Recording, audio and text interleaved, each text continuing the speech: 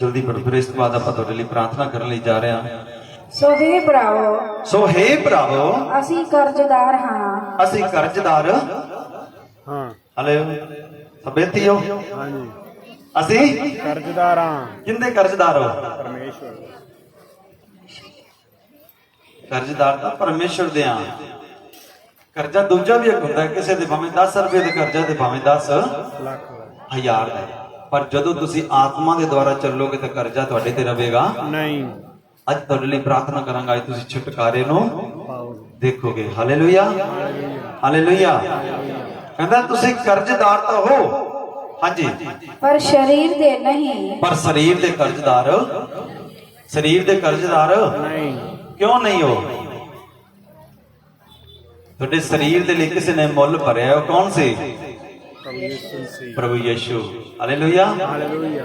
ਤੁਹਾਡੇ ਲਈ, ਮੇਰੇ ਲਈ, ਸਾਰੀ ਦੁਨੀਆ ਦੇ ਲਈ ਯਿਸੂ ਮਸੀਹ ਆਇਆ, ਸਲੀਬ ਤੇ ਚੜ ਗਿਆ ਤੇ ਕਹਿੰਦਾ ਮੈਂ ਤੁਹਾਡਾ ਸਾਰਾ ਹੀ ਜਿਹੜਾ ਮੁੱਲ ਸੀ, ਜਿੰਨੇ ਵੀ ਤੁਸੀਂ ਪਾਪ ਕੀਤੇ ਨੇ, ਗਲਤੀਆਂ ਕੀਤੀਆਂ ਸੀ, ਉਹ ਮੈਂ ਭਰ ਚੱਲਿਆ। ਪਰ ਹੁਣ ਤੁਸੀਂ ਆਜ਼ਾਦ, ਪਰ ਵਿਸ਼ਵਾਸ ਤੁਸੀਂ ਕਰਨਾ ਹੈ ਵੀ ਸਾਡਾ ਜਿੰਨੇ ਵੀ ਪਾਪ ਸੀ, ਗਲਤੀਆਂ ਸੀ, ਅਸੀਂ ਚੋਰੀ ਠੱਗੀ ਕੀਤੀ ਸੀ, ਸਭ ਕੁਝ ਮੁੱਲ ਪ੍ਰਭੂ ਯਿਸੂ ਮਸੀਹ ਨੇ ਭਰ ਦਿੱਤਾ। ਪਰ ਹੁਣ ਤੁਸੀਂ ਆਜ਼ਾਦ ਕੀਤੇ ਗਏ ਹੋ, ਆਤਮਾ ਦੇ ਕਰਜ਼ਦਾਰ ਹੋ, ਪਰਮੇਸ਼ਰ ਦੇ ਕਰਜ਼ਦਾਰ ਹੋ, ਪਰ ਸਰੀਰ ਦੇ ਕਰਜ਼ਦਾਰ ਨਹੀਂ ਹੋ ਤੁਸੀਂ। ਹੁਣ ਜਾਣੋ ਪਰਮੇਸ਼ਰ ਨੂੰ। ਅਸੀਂ ਕਿਸੇ ਕਰਜ਼ੇ ਦੇ ਹੇਠ ਨਹੀਂ ਰਹਿਣਾ ਜਦੋਂ ਪਰਮੇਸ਼ਰ ਨੂੰ ਜਾਣ ਲਵਾਂਗੇ। ਅੱਜ ਤੁਹਾਡੇ ਤੇ ਕਰਜ਼ਾ ਕਿਉਂ ਨਹੀਂ ਹੈ? ਤੁਹਾਡੇ ਤੇ ਬੋਝ ਕਿਉਂ ਨਹੀਂ ਹੈ? ਤੁਹਾਡੇ ਤੇ ਚਿੰਤਾ, ਟੈਨਸ਼ਨ ਕਿਉਂ ਨਹੀਂ ਹੈ? ਬਾਈਬਲ 'ਚ ਪਤਰਸ ਦੀ ਕਿਤਾਬ ਦੇ ਵਿੱਚ ਪਰਮੇਸ਼ਰ ਨੇ ਆਖਿਆ ਆਪਣੀ ਸਾਰੀ ਚਿੰਤਾ, ਬੋਝ ਤੁਸੀਂ ਮੇਰੇ ਤੇ ਸੁੱਟ ਦਿਓ, ਕਿਉਂਕਿ ਮੈਨੂੰ ਤੁਹਾਡਾ, ਕਿਹਨੂੰ ਫਿਕਰ ਹੈ? ਤੁਹਾਡਾ ਪਰਮੇਸ਼ਵਰ ਨੇ। ਕਿ ਗਵਾਂਢੀ ਨੂੰ ਦੇ ਦੋਗੇ ਫਿਕਰ? ਹੁਣ ਜਾ ਕੇ ਵੀ ਅਸੀਂ ਵਚਨ ਸੁਣ ਕੇ ਆਇਆ, ਸਾਡੀ ਚਿੰਤਾ ਬੋਝ ਤੂੰ ਚੱਕ ਲੈ, ਸਾਡੇ ਲਈ ਪ੍ਰਾਰਥਨਾ ਤੂੰ ਕਰਨੀ ਹੈ। ਕਰੇਗਾ ਉਹ ਪ੍ਰਾਰਥਨਾ? ਨਹੀਂ। ਉਹ ਜਾਣਦਾ ਹੀ ਨਹੀਂ ਪਰਮੇਸ਼ਰ ਨੂੰ, ਕਿਵੇਂ ਪ੍ਰਾਰਥਨਾ ਕਰੇਗਾ? ਤੁਸੀਂ ਉਹਨਾਂ ਦੇ ਲਈ ਪ੍ਰਾਰਥਨਾ ਕਰਨੀ ਹੈ। Hallelujah hallelujah. ਪਰਮੇਸ਼ਰ ਤੁਹਾਡੀਆਂ ਦੁਆਵਾਂ ਦੇ ਦੁਆਰਾ ਤੁਹਾਨੂੰ ਹੀ ਉੱਤਰ ਦੇਗਾ। ਹਾਂਜੀ, ਜੋ ਸਰੀਰ ਦੇ ਅਨੁਸਾਰ ਉਮਰ ਕੱਟੀਏ, ਜੇ ਸਰੀਰ ਦੇ ਅਨੁਸਾਰ ਉਮਰ ਕੱਢੀਏ ਤਾਂ ਤੁਹਾਨੂੰ ਮਰਨਾ ਵੀ ਪਵੇਗਾ। ਫਿਰ ਕੀ ਹੋਵੇਗਾ? ਮਰਨਾ ਵੀ ਪਵੇਗਾ। ਸਭ ਬੋਲੋ ਕੀ ਹੋਏਗਾ? ਮਰਨਾ ਵੀ ਪਵੇਗਾ।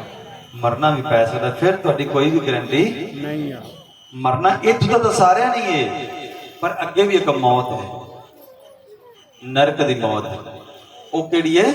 ਦੂਜੀ ਮੌਤ। ਇੱਕ ਸੰਸਾਰੀ ਮੌਤ ਜਿਹੜੀ ਇਸ ਧਰਤੀ ਤੋਂ ਮਨੁੱਖ ਦੀ ਹੋ ਜਾਂਦੀ ਹੈ, ਇੱਕ ਆਤਮਾ ਜਿਹੜੀ ਅੱਗੇ ਮੌਤ ਹੋ ਜਾਂਦੀ ਹੈ, ਉਹ ਨਰਕ ਦੀ ਮੌਤ ਹੈ। ਪਰ ਬਾਈਬਲ 'ਚ ਲਿਖਿਆ ਯਿਸੂ ਮਸੀਹ ਨੇ ਤੁਹਾਡੇ ਤੇ ਮੇਰੇ ਲਈ ਆਪਣੀ ਜਾਨ ਦਿੱਤੀ। ਇੱਕ ਤੁਹਾਡਾ ਕਰਜ਼ਾ ਭਰ ਕੇ ਚਲਿਆ ਗਿਆ। ਇਸ ਤੋਂ ਬਾਅਦ ਹੁਣ ਤੁਹਾਡੇ ਵਾਸ ਦੇ ਵਿੱਚ ਤੁਸੀਂ ਸਰੀਰ ਦੇ ਅਨੁਸਾਰ ਉਮਰ ਕੱਟਣੀ ਚਾਹੁੰਦੇ ਹੋ ਤਾਂ ਫਿਰ ਤੁਹਾਨੂੰ ਮਰਨਾ ਪਏਗਾ। ਜੇ ਆਤਮਾ ਦੇ ਵਿਸ਼ਿਆਂ ਨੂੰ ਪੂਰਾ ਕਰੋਗੇ ਤਾਂ ਫਿਰ ਤੁਸੀਂ ਮਰੋਗੇ ਨਹੀਂ। ਇਸ ਧਰਤੀ ਤੇ ਤੁਹਾਨੂੰ ਸਰੀਰ ਨੂੰ ਛੱਡਣਾ ਪਏਗਾ ਤਾਂ ਪਰਮੇਸ਼ਰ ਦੇ ਕੋਲ ਚੱਲ ਕੇ ਜ਼ਿੰਦਾ ਹੋ ਜਾਓਗੇ। ਹਾਲੇਲੂਇਆ। ਹਾਂਜੀ, ਪਰ ਜੇ ਆਤਮਾ ਨਾਲ ਦੇਹ ਦੇ ਕਾਰਜਾਂ ਨੂੰ ਮਾਰੋ ਤਾਂ ਤੁਸੀਂ ਜੀਵੋਗੇ। ਜੇ ਤੁਸੀਂ ਆਤਮਾ ਦੇ ਦੁਆਰਾ ਦੇਹ ਦੇ ਅਨੁਸਾਰ ਜੀਓਗੇ ਤਾਂ ਤੁਸੀਂ ਸਰੀਰ ਦੀ ਉਮਰ ਜਿਹੜੀ ਬਤੀਤ ਕਰਨੀ ਚਾਹੁੰਦੇ ਹੋ ਉਹ ਕਦੇ ਨਹੀਂ ਕਰ ਸਕੋਗੇ। ਤੁਸੀਂ ਪਰਮੇਸ਼ਰ ਦੇ ਆਤਮਾ ਦੀ ਗਵਾਹੀ ਦੇ ਨਾਲ ਚੱਲੋਗੇ ਔਰ ਪਰਮੇਸ਼ਰ ਤੁਹਾਡੀ ਆਵਾਜ਼ ਨੂੰ ਕੀ ਕਰੇਗਾ? ਸੁਣ ਲੇਗਾ। ਹਾਲੇਲੂਇਆ। ਸੱਚਮੁੱਚ ਜਿਨ੍ਹਾਂ ਨੇ ਪਰਮੇਸ਼ਰ ਦੀ ਆਵਾਜ਼ ਨੂੰ ਸੁਣਿਆ, ਪਰਮੇਸ਼ਰ ਨੇ ਅਬਰਾਹਮ ਨੇ ਆਪਣੇ ਤੰਬੂ ਦੇ ਵਿੱਚ ਨਿਰਾਸ਼ ਹੋ ਕੇ ਆਪਣੀ ਪਤਨੀ ਦੇ ਨਾਲ ਬੈਠਾ ਸੀ, ਨਿਰਾਸ਼ ਹੋ ਗਿਆ, ਸਾਡੇ ਕੋਲ ਬੱਚਾ ਨਹੀਂ ਹੈ, ਸਾਡੇ ਕੋਲ ਕੁਝ ਵੀ ਨਹੀਂ ਹੈ, ਨਿਰਾਸ਼ ਹੋ ਗਿਆ। ਪਰਮੇਸ਼ਰ ਜਦੋਂ ਦੀ ਨਿਰਾਸ਼ੀ ਨੂੰ ਵੇਖ ਰਿਹਾ ਸੀ, ਪਰਮੇਸ਼ਰ ਨੇ ਆਪਣੇ ਦੂਤਾਂ ਨੂੰ ਭੇਜਿਆ ਅਬਰਾਹਮ ਦੇ ਕੋਲ। ਅਬਰਾਹਮ ਦੇ ਕੋਲ ਜਦੋਂ ਦੂਤ ਆਏ ਔਰ ਪਰਮੇਸ਼ਰ ਦੇ ਜਿਹੜਾ ਅਬਰਾਹਮ ਸੀ ਉੱਠਿਆ ਔਰ ਦੂਤਾਂ ਨੂੰ ਵੇਖ ਕੇ ਦੂਤਾਂ ਨੂੰ ਆਪਣੇ ਘਰ ਦੇ ਵਿੱਚ ਬੁਲਾਇਆ ਔਰ ਸੱਚਮੁੱਚ ਪਰਮੇਸ਼ਰ ਦੇ ਦੂਤ ਉਹਨਾਂ ਨੂੰ ਕਹਿਣ ਲੱਗੇ ਅੱਜ ਤੇਰੇ ਲਈ ਸਭ ਨਿਰਾਸ਼ੀ ਖਤਮ ਹੋ ਚੁੱਕੀ, ਕਿਉਂਕਿ ਪਰਮੇਸ਼ਰ ਦੇ ਦੂਤ ਉਸ ਘਰ ਦੇ ਵਿੱਚ ਆ ਚੁੱਕੇ ਸੀ। ਹਾਲੇਲੂਇਆ। ਫਿਰ ਪਰਮੇਸ਼ਰ ਨੇ ਜਦੋਂ ਆਵਾਜ਼ ਦਿੱਤੀ ਵੀ ਤੂੰ ਇੱਕ ਬੱਚੇ ਨੂੰ ਜਨਮ ਦੇਗਾ, ਪਰ ਉਹਦੀ ਪਤਨੀ ਨੇ ਸੁਣਿਆ ਅਸੀਂ ਤਾਂ 100 ਸਾਲ ਦੇ ਹੋ ਚੁੱਕੇ ਹਾਂ, ਕਿਵੇਂ ਬੱਚੇ ਨੂੰ ਜਨਮ ਦੇ ਸਕਦੇ ਹਾਂ? ਉਹਨਾਂ ਕਿਹਾ ਪਰਮੇਸ਼ਰ ਪੱਥਰਾਂ ਦੇ ਵਿੱਚੋਂ ਵੀ ਬੱਚੇ ਪੈਦਾ ਕਰ ਸਕਦਾ ਹੈ। ਹਾਲੇਲੂਇਆ। ਪਰਮੇਸ਼ਰ ਦੇ ਕੋਲ ਉਹ ਸਾਮਰਥ ਹੈ ਜਿਹੜੀ ਮਨੁੱਖ ਕਰ ਨਹੀਂ ਸਕਦਾ। ਪਰਮੇਸ਼ਰ ਹਰੇਕ ਕੰਮ ਦੀ ਸਾਮਰਥ ਰੱਖਦਾ ਹੈ। ਤੁਹਾਡੀ ਜ਼ਿੰਦਗੀ ਦੇ ਵਿੱਚ ਛੋਟੇ ਕੰਮ ਕਿਉਂ ਨਹੀਂ ਹੈ? ਤੁਹਾਡੀ ਜ਼ਿੰਦਗੀ 'ਚ ਬਿਮਾਰੀਆਂ ਕਿਉਂ ਨਹੀਂ ਹੈ? ਆਫਤਾਂ ਕਿਉਂ ਨਹੀਂ ਹੈ? ਸ਼ੈਤਾਨ ਤੁਹਾਡੇ ਪਿੱਛੇ ਕਿਉਂ ਨਹੀਂ ਹੈ? ਪਰ ਹਰੇਕ ਸ਼ੈਤਾਨ ਦੀ ਸ਼ਕਤੀ ਕੋਈ ਵੀ ਬਸ ਚੱਲੇਗਾ, ਕੋਈ ਵੀ ਬਸ ਚੱਲੇਗਾ, ਪਰ ਤੁਹਾਨੂੰ ਪਰਮੇਸ਼ਰ ਦੀ ਆਵਾਜ਼ ਨੂੰ ਸੁਣਨਾ ਪਏਗਾ। ਹਾਲੇਲੂਇਆ। आओ परमेश्वर तुम आशीष ते बरकत देवे। और सचमुच जदों अब्राहम ने परमेश्वर की आवाज नूं सुनिया और परमेश्वर ने आख्या अब्राहम तू मेरे पिछे हो तुर। और सचमुच अब्राहम जदों परमेश्वर के पिछे हो तुरिया और जदों अब्राहम परमेश्वर के पिछे हो तुरिया परमेश्वर ने आख्या अब्राहम मैं तेन इन्नी कुआंस देंगा जिस तरह धरती दे रेत है जिस तरह आकाश के तारे ने। और उन्होंने परमेश्वर की आवाज नूं सुनिया और समा आया दूतां ने अब्राहम नूं आख्या कि असीं इसे रुत दोबारा इसे साल दे विच आवांगे तेरे कोल बच्चा होएगा। और सचमुच जदों इसे साल दोबारा आए तो परमेश्वर ने उस घर दे विच बच्चे की आशीष दी। पर समा आया परमेश्वर ने जदों उसनूं परखिया अब्राहम का जिहड़ा बच्चा सी 20 साल का हो गया। और जो 20 साल का होया तो परमेश्वर ने अब्राहम को आवाज दी अब्राहम रात बहुत बीत गई उठ ते अपने बच्चे की बलि चढ़ा दे। अब्राहम ने नहीं सोचा इको एक पुत्र है परमेश्वर ने 100 साल बाद दिता है ते अज मैं इहदी बलि चढ़ा देंगा तो मैं खाली। पर उन्हें वही सोचा सी परमेश्वर की आवाज नूं सुनिया सी परमेश्वर ने ये आवाज दी सी अपना सब कुछ छड्ड के ते मेरे पिछे हो तो मैं तेनों इन्नी कुआंस दे देंगा जिन्ने धरती की रेत है जिन्ने आकाश के तारे ने।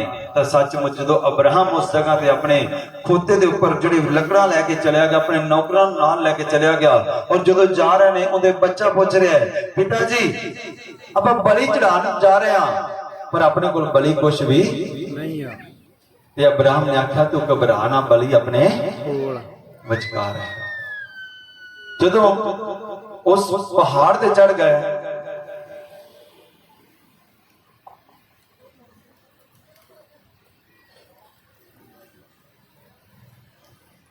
जदों अब्राहम बलि चढ़ाउण लई नेड़े पहुंचा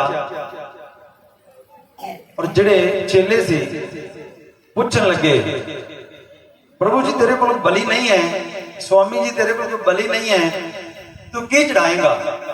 अब्राहम ने आख्या परमेश्वर आपे ही इंतजाम अज तुहाडे कोल भी जो बलि नहीं है चढ़ाण नूं ते अपनी आवाज नूं खोलो परमेश्वर तुहाडियां भी बलियां दा उत्तर देगा तुहाडियां भी प्रार्थना दा उत्तर देगा। हालेलुया। पर जदों अब्राहम उस जगह ते पहुंचा लकड़ा नूं उस तरह जोड़िया अपने पुत्र नूं इसहाक नूं उस तरह बन दिता गया। और जदों बलि दे लई अपनी छुरी कड्ढी और बलि दे लई उस अब्राहम अपने बच्चे का बलि चढ़ाउण लई हथ नूं उपर कीता ते एक स्वर्गी दूत परमेश्वर की आवाज आई अब्राहम तू इत्थे रुक जा तू बलि ना चढ़ा। उनके बच्चे ने भी नहीं सोचा भी मेरा पिता मेरी बलि चढ़ा रहा है। पर जदों उन्हें परमेश्वर की आवाज नूं सुनिया ते परमेश्वर ने उत्तर दिता। परमेश्वर ने आख्या पिछे वेख अब्राहम एक झाड़ियां दे विच एक लेला एक भेड़ जिहड़ी फस चुकी है उन्दी लिया के बलि चढ़ा ले ते अपने बच्चे नूं आजाद। हालेलुया। तुहाडियां बलियां दा भी परमेश्वर इंतजाम करन लई जा रहा है। हालेलुया। आइए परमेश्वर को आशीष ते बरकत देवे। वचन दे लई प्रार्थना करिए और इस तो बाद गवाहियां सुनिए और इस तो बाद मैं तुहाडे लई प्रार्थना करांगा यीशु मसीह दे नाम दे विच और तुसीं अज वड्डे छुटकारे नूं देखोगे यीशु मसीह दे नाम दे विच। सब अखां नूं बंद करिए इधर उधर ना देखिए। आइए सारे अखां बंद करेंगे प्रार्थना